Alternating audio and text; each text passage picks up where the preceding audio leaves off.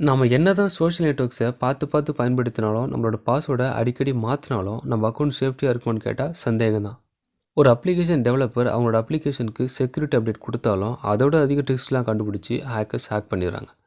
இப்போது பெரும்பாலான அப்ளிகேஷன்லாம் 2 step verification option கொடுக்குறாங்க.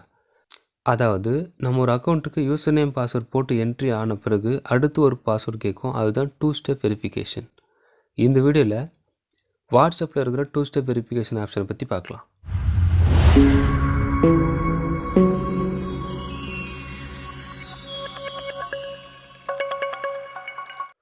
ஃபார் எக்ஸாம்பிள், ஒருத்தர் அவரோட ஃபோனில் உங்கள் ஃபோன் நம்பர் போட்டு வாட்ஸ்அப் ஓப்பன் பண்ணுறான்னு வச்சுக்கோங்க. ஒரு வழியாக ஓடிபியும் கண்டுபிடிச்சிடாரு. அதுக்கு அடுத்து ஒரு பாஸ்வேர்ட் கேட்கும், அந்த 2 ஸ்டெப் வெரிஃபிகேஷன் பாஸ்வேர்ட்.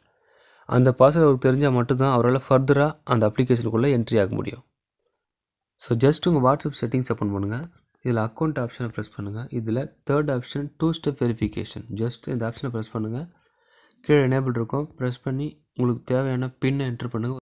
ஒரு 6 டிஜிட் பின் என்ட்ரி பண்ணணும். ஸோ உங்கள்கிட்ட திரும்ப கன்ஃபார்ம் பின் கேட்கும். அதாவது நீங்கள் 2 தடவை பின் செட் பண்ணணும், 2 தடவை இமெயில் ஐடி செட் பண்ணணும். செட் பண்ணிட்டு கீழே சேவ் கொடுத்துருங்க. ஸோ இப்போது 2 ஸ்டெப் வெரிஃபிகேஷன் ஆப்ஷன் எனேபிள் ஆகிடுச்சு.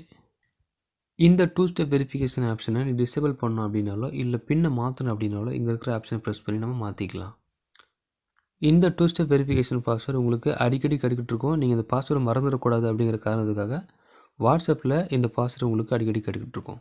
ஜஸ்ட் இந்த 2 ஸ்டெப் வெரிஃபிகேஷன் பின்னை நீங்கள் மறந்துட்டீங்க அப்படின்னா நம்ம எங்கேயே ஃபர்கட் பின் கொடுத்து இந்த ஆப்ஷனை நம்ம டிசேபிளும் பண்ணிக்கலாம்.